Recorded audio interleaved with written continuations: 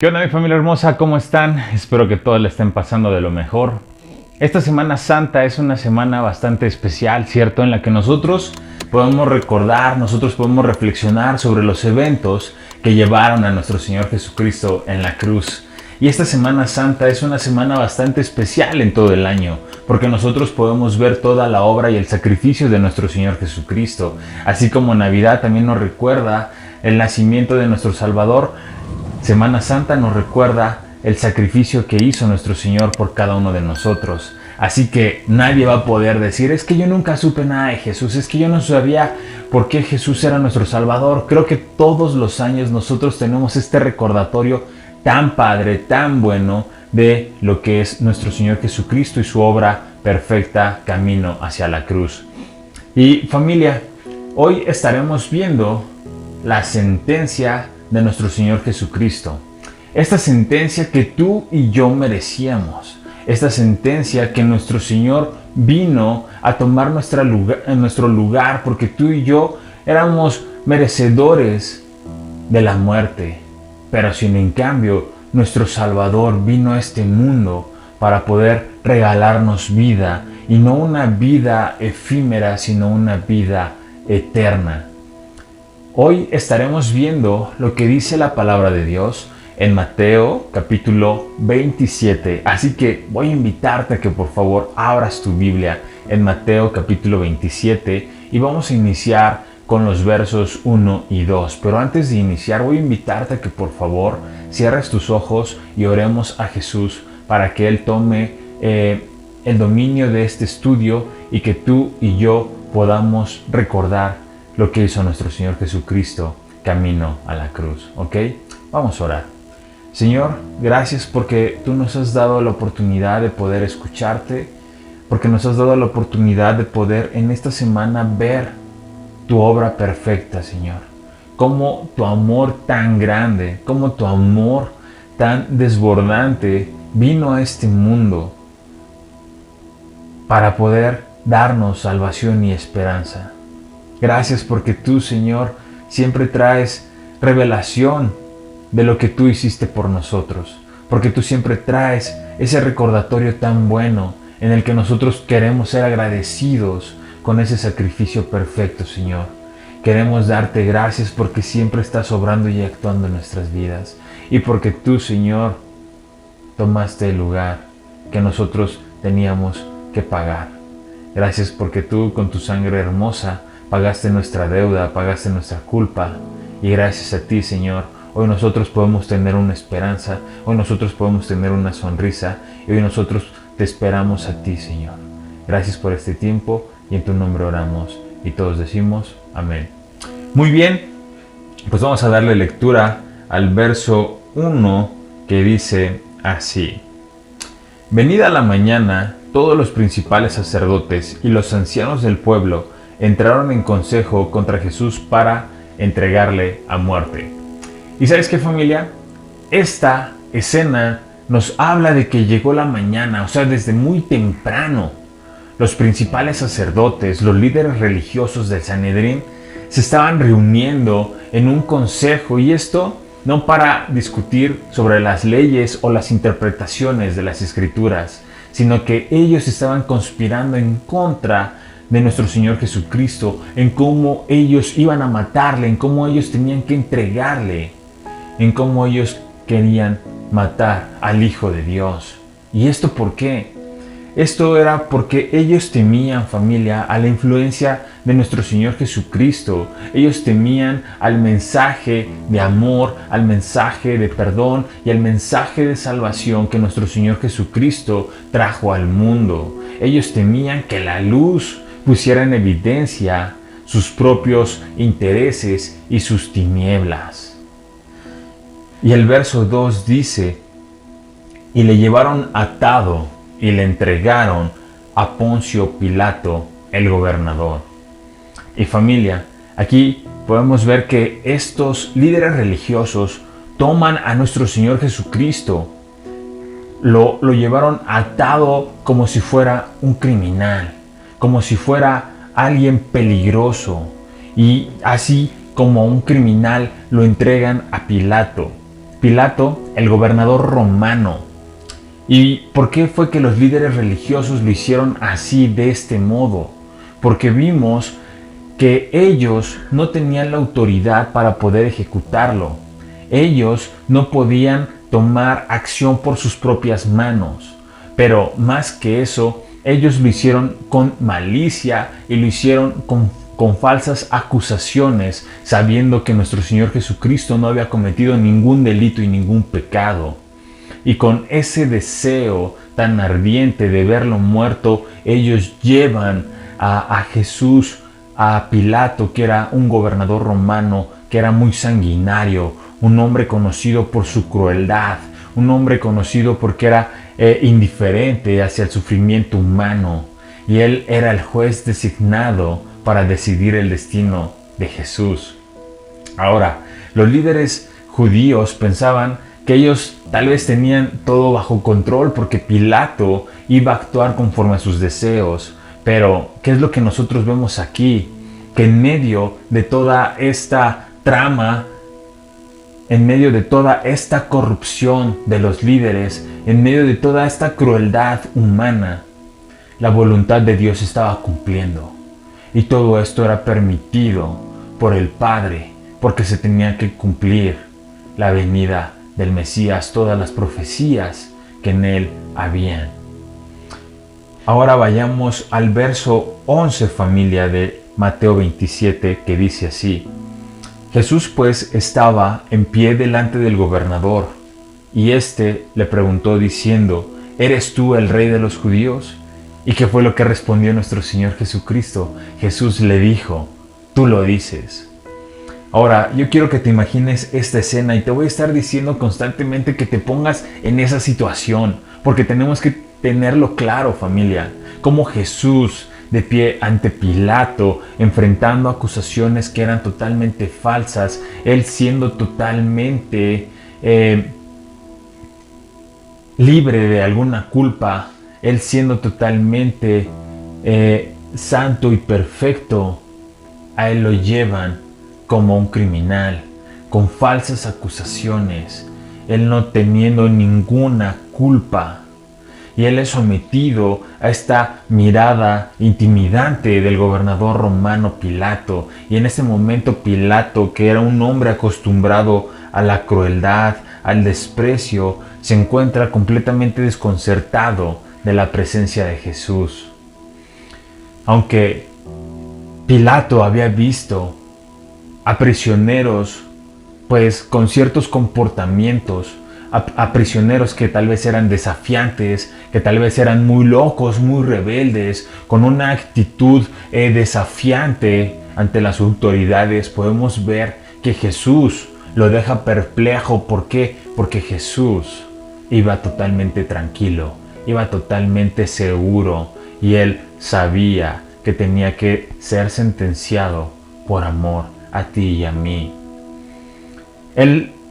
Pilato no vio la típica insolencia o la sumisión desesperada de quienes siempre buscaban escapar de este juicio, sino todo lo contrario. Pilato ve a Jesús totalmente tranquilo. Y podemos ver a Pilato haciéndole una pregunta desde su mala práctica o desde su desdén habitual de Pilato, que le dice: ¿eres tú el rey de los judíos? Y esta pregunta, aparentemente como simple o sencilla, estaba bastante cargada de implicaciones políticas y religiosas.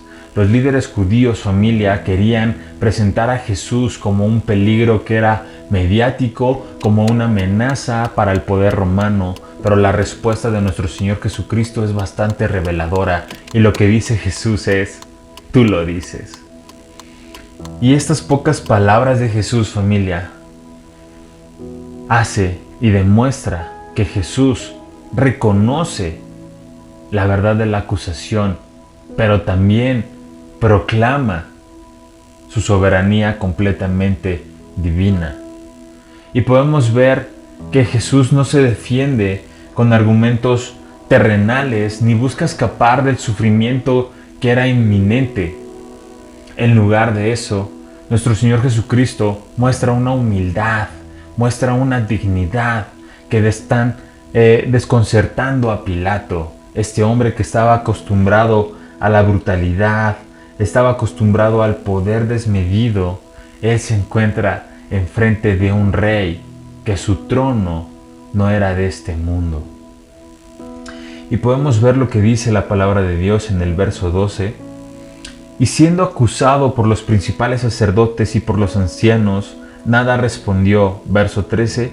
Pilato entonces le dijo: ¿no oyes cuántas cosas testifican contra ti? Verso 14. Pero Jesús no le respondió ni una palabra, de tal manera que el gobernador se maravillaba que mucho. Y esto es sorprendente, familia, cómo nuestro Señor Jesús, en medio de la injusticia, en medio de la adversidad, Él se mantiene firme, con humildad, pero sobre todo con obediencia al Padre. Porque recordemos que nuestro Señor Jesucristo lo dijo, que Él no vino a hacer su voluntad, sino vino a hacer la voluntad del Padre. Y así tú y yo debemos de actuar y responder en este mundo, con humildad y con obediencia a la voluntad de Dios.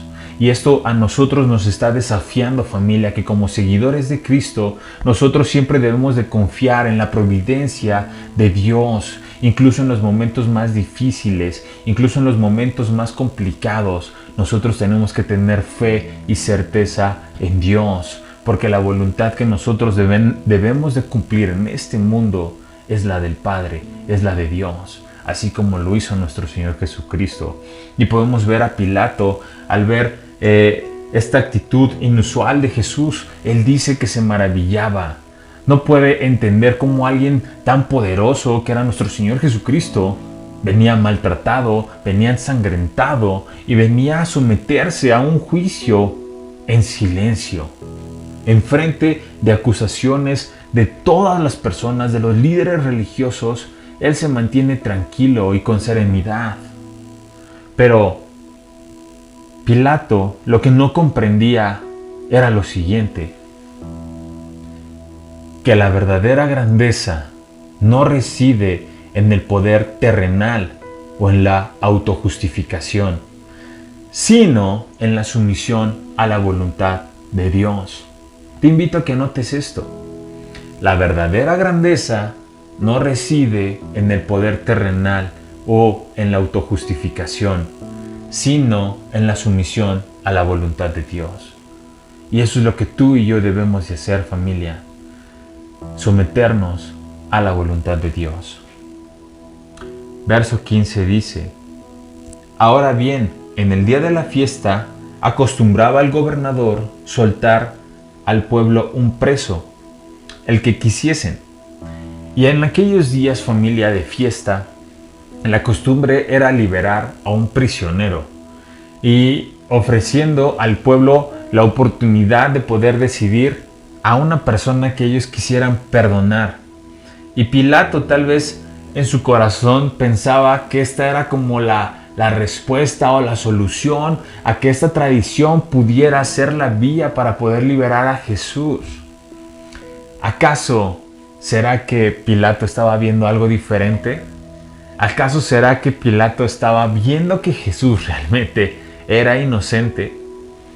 Sin embargo, Pilato estaba atrapado en medio de una red política, en medio de una red social, en medio de una presión de líderes religiosos. Verso 16 dice: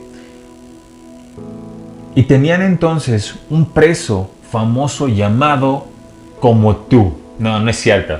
Tenían un preso llamado Barrabás. Pero este personaje, este famoso criminal Barrabás, entre estos prisioneros, la multitud estaba clamando y pidiendo por la liberación de Barrabás. Barrabás fue en aquel tiempo un hombre que era considerado como un terrorista, era considerado como un revoltoso, un revolucionario, un hombre que realmente él sí significaba un peligro y significaba un caos para la sociedad. Barrabás. Verso 17 dice: reunidos pues, ellos les dijo Pilato: ¿a quién queréis que os suelte? ¿A Barrabás o a Jesús, llamado el Cristo? Verso 18: porque sabía que por envidia le habían ¿qué? Entregado. Pilato, en su mente, en su sabiduría, sabía que Jesús no merecía estar en ese punto, en esa situación, no merecía estar allí. Su única culpa de Jesús era que que a los líderes religiosos le tenían envidia a Jesús. Ellos temían el mensaje de salvación, temían al mensaje de amor, temían al mensaje de redención. Pero Pilato reconoció las palabras manipuladoras de los líderes religiosos, estas palabras eran un disfraz para poder ocultar sus propios intereses, sus deseos egoístas y sus propios miedos. Ahora también, familia, déjame decirte algo. La envidia es un veneno que corroe el alma, que oscurece el juicio. La envidia te va a impulsar a actuar en contra de aquellos que te rodean. La envidia te va a cegar de lo que es real, de lo que es verdad, de lo que es justo. Porque la envidia fue lo que llevó a estos líderes religiosos a entregar a Jesús, a entregar al Hijo de Dios y entregarlo a una muerte en la cruz. A lo que nosotros debemos de reflexionar: ¿cuántas veces hemos permitido que la envidia guíe nuestros pensamientos y nuestras acciones? ¿Cuántas veces nosotros hemos rechazado la verdad por salirnos con la nuestra, por nuestro orgullo y por nuestra ambición? ¿Cuántas veces hemos rechazado la verdad, familia? Pero te digo una cosa, no todo está perdido. Aunque la envidia en ocasiones pueda nublar nuestra visión, pueda corromper nuestros corazones, en esta noche, el día de hoy, Dios te quiere iluminar con su luz para que brille más que cualquier sombra. Y esta luz es su amor. Este amor debe de quitar todo temor, toda envidia de nuestra vida, de nuestro corazón. Así que dispón tu corazón a Él. Recuerda lo que Él ha hecho por ti en esta Semana Santa. Y todo es porque te ama. Verso 19 dice: y estando Él sentado en el tribunal, su mujer le mandó a decir: no tengas nada que ver con ese justo, porque hoy he padecido mucho en sueños por causa de ¿qué? De él. Imaginemos esta escena, familia. Pilato estaba sentado en su tribunal ante Jesús. Pilato sabía en lo profundo de su corazón que Jesús era inocente. Pilato sabía que las acusaciones eran totalmente infundadas, que las acusaciones eran totalmente alimentadas por la envidia de los líderes religiosos. Pero, ¿qué fue lo que hizo Pilato? Ahora bien, también aquí, si te das cuenta, dice que su mujer le mandó a decir. Y podemos encontrar la intervención también de la esposa de Pilato. La esposa de Pilato estaba perturbada porque ella había tenido un sueño, quién sabe cuál haya sido su sueño, pero ella sintió la necesidad de intervenir en el destino de Jesús. Y por eso fue que le envía un mensaje urgente a su esposo pidiéndole que no tuviera nada que ver con ese justo. Justo es aquel que no tuvo nada que ver en algún delito, que no cometió ninguna infracción. Y ese era Jesús, el hombre perfecto. Y vemos aquí a Pilato literalmente con una voz que le dice no lo hagas, y con otra voz que la sociedad le dice sí, hazlo. Y muchas veces nosotros podemos encontrarnos en esa posición en un momento influenciados por la voz de Dios y en otro momento influenciados por la voz del mundo, por la voz del diablo. Y aquí Pilato se encontraba en una disyuntiva. Él estaba tal vez pensando en hacer lo correcto, pero también estaba pensando en que él tenía que actuar como un juez y como lo que él era. Pilato desafortunadamente decidió ignorar la voz de la advertencia. Y esta voz era una oportunidad perfecta que Dios le había extendido para que él hubiera actuado con justicia y él pudiera ver y darse cuenta que Jesús era el Rey, que Jesús era el Hijo de Dios. Él optó por seguir el curso de la acción que la multitud clamaba. Él cedió ante las presiones de los líderes religiosos, quienes con astucia supieron cómo manipular a la gente para que pidieran la liberación de Barrabás y condenaran a Jesús. Pilato tuvo la oportunidad de ser un instrumento de Dios, de liberar al Salvador del mundo, pero sin en cambio, él actuó por complacencia al mundo. Él actuó de una manera cómoda. ¿Y cuántas veces nosotros hemos caído en esto, en elegir la comodidad en lugar de elegir la verdad? ¿Cuántas veces hemos caído mejor en el miedo en lugar de la valentía? ¿Cuántas veces hemos caído en el mundo en lugar de caer en las manos de Dios? No ignoremos, familia, las advertencias de Dios. Dios ha puesto en nuestros corazones lo que es correcto y lo que es incorrecto, y Dios en nosotros ha traído a su poder, el cual nos revela qué es lo que nosotros tenemos que hacer y cómo tenemos que actuar. Aparte de que Él nos ha equipado de sabiduría para tomar las mejores decisiones. Lo que es importante es que tú y yo debemos de permanecer firmes a la verdad de Jesús, incluso si el mundo te habla y te quiere desviar de ella. Amén.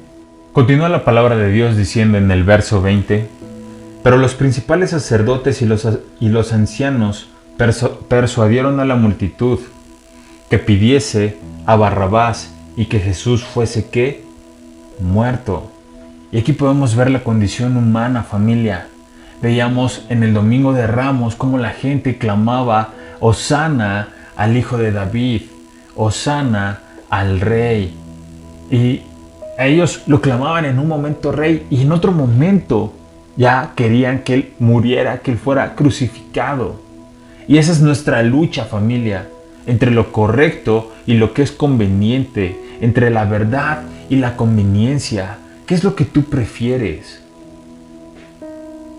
Verso 21 dice: y respondiendo el gobernador les dijo: ¿a cuál de los dos queréis que os suelte? Y ellos le dijeron: a Barrabás.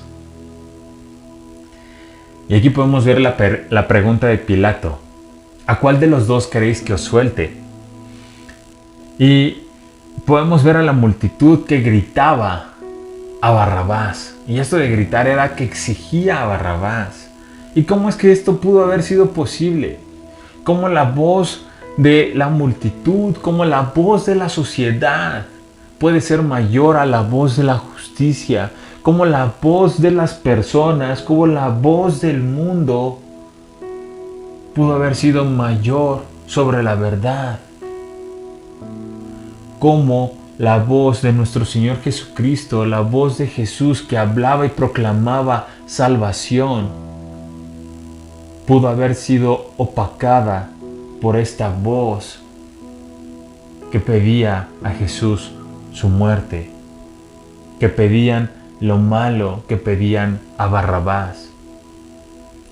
¿Y no te resulta familiar esta escena, familia? ¿No nos vemos reflejados que a veces nosotros también tomamos estas elecciones en nuestras vidas? Todos somos como la multitud en algún momento. Enfrentamos decisiones cruciales siempre en nuestra vida, en nuestro camino. Pero, ¿cómo son nuestras decisiones? ¿Qué es lo que nosotros elegimos? ¿Escogemos a Barrabás? ¿Escogemos el camino fácil? ¿Escogemos el placer momentáneo? ¿Escogemos el egoísmo desenfrenado? ¿O elegimos a Jesús, el camino correcto, el camino estrecho, el sacrificio que a la verdad nos lleva a una vida eterna? ¿Qué es lo que nosotros elegimos? Y podemos seguir viendo cómo la multitud, mi amada familia, no siempre es la voz de Dios. Lo que la gente te pueda decir o lo que la gente pueda estar hablando, no siempre es la voz de Dios, o no es la voz de Dios, mejor dicho. La voz de Dios nosotros la vamos a encontrar mediante su palabra. La voz de Dios nosotros la vamos a encontrar en la iglesia. Y la gente en aquel momento estaba buscando una supuesta justicia. ¿Y esto no te suena como actual? ¿Esto no te suena así como algo distorsionado a lo que es la inclusión? Algo distorsionado a lo que ahora es el hogar.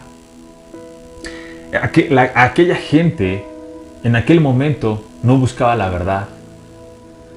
Y hoy en día la gente tampoco busca la verdad, porque la única verdad es Jesús. Él lo dijo: yo soy el camino, la verdad y la vida. Hoy en día la gente sigue buscando satisfacer sus propios deseos, aunque esto signifique crucificar al Hijo de Dios. ¿Acaso no vemos una similitud hoy en día? La sociedad nos dice: sigue tus propias pasiones. La sociedad te dice: busca primero tu felicidad a cualquier costo. La gente te dice: no importan las consecuencias, tú lo vales, tú lo mereces. Imaginemos por un momento también a Barrabás. Barrabás tal vez se encontraba prisionero, se encontraba en su celda y él estaba escuchando una multitud afuera que gritaba que saliera, que gritaba por su libertad, que gritaba su nombre. Y que Barrabás tal vez en ese momento prisionero sabía que podía ser libre, que tenía una oportunidad para poder ser libre. Y que entonces él preguntara: ¿qué está pasando allá afuera? Y que los soldados le dijeran: serás liberado porque Jesús morirá en tu lugar. Y aquí es donde nosotros tenemos que empezar a considerar la profundidad de este momento en nuestra vida. Que nosotros éramos Barrabás, que nosotros tal vez aún podemos seguir siendo Barrabás, un pecador, tal vez un criminal, una persona mala. Pero Dios, nuestro Señor Jesús, quiere traerte libertad.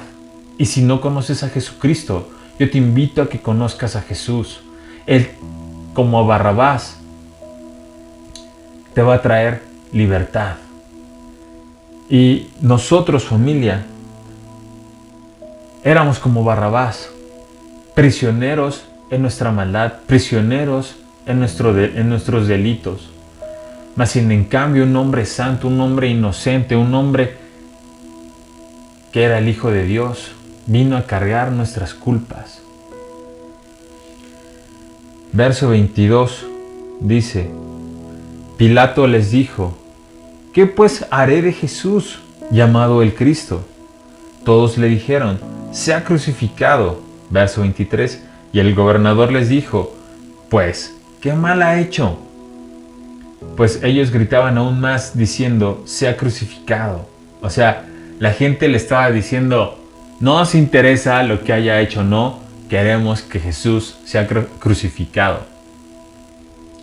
Y aquí podemos ver a Barrabás, que fue liberado, mientras que Jesús tomó un lugar para poder él ahora ser sentenciado a muerte, la muerte que le correspondía a un criminal como tú y como yo, como Barrabás. Ahora Jesús toma su lugar en la cruz. Y esto es algo que debe de recordar lo que Jesús hace en nuestra vida. Él toma nuestro lugar. Él soportó nuestro castigo para que tú y yo pudiéramos ser liberados del poder del pecado y de la muerte. Así que, familia, debemos de recordar que la elección entre Barrabás y Jesús no solamente fue un momento histórico que sucedió en aquel entonces, sino que es una elección en la que tú y yo enfrentamos todos los días. Barrabás representa todo lo que aleja de Dios, todo lo que nos aleja de Dios. ¿Qué es lo que nos aleja de Dios? El pecado, la falsedad, la satisfacción, el egoísmo. Pero Jesús, amada familia, Jesús, en medio de la oscuridad, ha traído perdón a los pecadores y ha traído esperanza a todos los perdidos. Y esa esperanza es la que tú y yo tenemos en que nuestro Señor Jesucristo ha traído ese mensaje de amor a nuestro corazón. Ese mensaje lo hemos escuchado y ahora nosotros podemos tener esa esperanza de que el Hijo de Dios nos ha lavado, nos ha limpiado y nos ha dado una oportunidad, un nuevo propósito y una esperanza de vida. Amén. Verso 24 dice: viendo Pilato que nada adelantaba, sino que se hacía más alboroto, tomó agua y se lavó las manos delante del pueblo, diciendo: inocente soy yo de la sangre de este justo. Allá vosotros. Verso 25. Y respondiendo todo el pueblo, dijo: su sangre sea sobre vosotros y sobre vuestros hijos. Y aquí Pilato tenía en sus manos la decisión de liberar a Jesús o entregarlo a crucifixión. Y él, ¿qué fue lo que hizo? Se lava las manos. Él agarra y hace este acto de significado, que es evadir la responsabilidad. Y él lo hace de una manera cómoda. Les dice: uy, pues allá ustedes, ¿no? Ustedes lo decidieron, así que ese es su rollo. Y aparentemente Pilato pues se quita la culpa, pero él tenía el poder de decidir más que la multitud, más que los líderes religiosos. Él tenía en sus manos el destino que pudo haber tomado nuestro Señor Jesucristo, mas sin en cambio, él fue el hombre que ahora va a quedar marcado por toda la historia, que envió a Jesús a la cruz. Así que nosotros no nos podemos quitar responsabilidad, no podemos decir: no, pues es que eso pues no fue asunto mío, ¿verdad? Yo me libro de esta, yo me lavo las manos y pues ya es su rollo. Muchas veces así actuamos, familia, tratando de evadir la responsabilidad en nuestras vidas, pero tenemos que reconocer que somos responsables de nuestros actos. Y aquí podemos ver a Pilato que trató de absolverse de sí mismo la culpa, ¿cierto? Pilato proclamó diciendo la inocencia de Jesús, llamándolo como justo. Pero sin embargo, una cosa es lo que él diga, una cosa son sus palabras y otra cosa son sus acciones. Y Pilato, ¿qué fue lo que hizo? Fue actuar en acción, entregando a Jesús para que él fuera azotado, para que él fuera crucificado. Y qué lección tan poderosa es la que nosotros vemos aquí, que nuestras acciones hablan más fuerte que nuestras palabras. No basta con proclamar la inocencia de alguien si nuestras acciones lo condenan. Verso 26. Entonces le soltó a Barrabás y, habiendo azotado a Jesús, le entregó para ser crucificado. Después de este momento de injusticia y negación de responsabilidad, familia, Jesús es entregado para ser azotado. Y ya en ese momento entra una práctica totalmente de crueldad, una práctica brutal, una práctica que era diseñada para poder debilitar en extremo a las personas físicamente, para poder mermar emocionalmente y denigrarlos de una manera como víctima antes de la crucifixión. Estos golpes, estos azotes eran dados con un látigo, y este látigo estaba equipado por piezas de metal, estaba equipado por huesos, y haz de cuenta que cuando lanzaban estos látigos no era así como que nada más pegara, sino que se incrustaban en la piel, y ya incrustados los jalaban y desgarraban, dejando una marca, no solamente un golpe, sino moliendo y destazando la piel. Desgarraba la piel, arrancaba la piel, causaba un dolor insoportable. Y ese dolor insoportable Jesús lo soportó. Ese tormento Jesús lo pasó sin ninguna protesta, sin confesar crimen alguno, porque Jesús no tenía ningún delito. Y aquí lo único que podemos ver es que Jesús muestra su amor inquebrantable por la humanidad, por cada uno de nosotros. Y como pueblo de Dios, familia, debemos de recordar este costo del sacrificio que nuestro Señor Jesucristo hizo por nosotros en la cruz. No seas malagradecido, sino recuerda lo que Jesús hizo por ti y por mí en la cruz. Verso 27 dice: entonces los soldados del gobernador llevaron a Jesús al pretorio y reunieron alrededor de él a toda la compañía.